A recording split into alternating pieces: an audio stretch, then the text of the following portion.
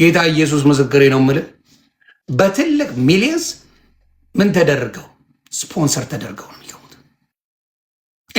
ይሄን ገንዘብ እንችላለን። ኢቨን ሰርግ ሲሄዱ ቢዝነሳቸው ሰርግ ሲሄዱ ዘማሪያን ተከፍሏቸው ነው ሰርግ ላይ የሚመጡት። እየዋሸው ነው። ታዋቂ ዘማሪ ኃይለኛ ቻፓ ከፍለው ነው የምትዘምረው።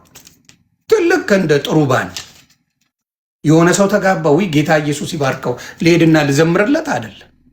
ማን ነው የታወቀ ሆይ ሆይ የሚያበዛው የሚያደምቀው ማን ነው ተብሎ ነው ሰርግ እንኳን የሚደረገው። ቴክኒካሊ ዘፈን ነው የሚያደርጉት።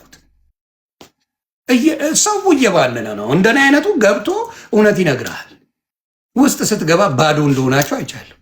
ባዶ የማጭበርበር መንገዶች ያሉት።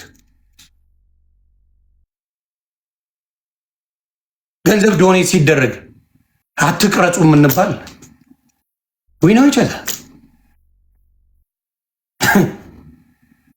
አትቅረጹ ሆረ በቃ እዚህ ጋር አጥፋው እዚህ ጋር እንደዚህ አድርግ የምንባል አይደለ? እናንተ ጋር እስቲ ቪዲዮ የምትቀርጹ ሰዎች እውነቱን ተናገሩ።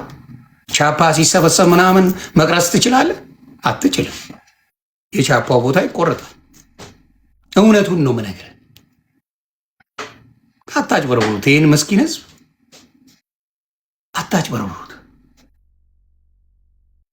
ተው። ክርስቶስ እውነተኛ አምላክ ነው።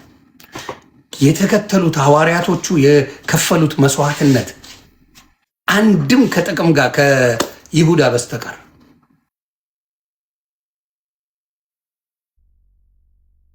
ያንን ያደረገ የለም። እና የምትሰብኩትን አትኖሩትም።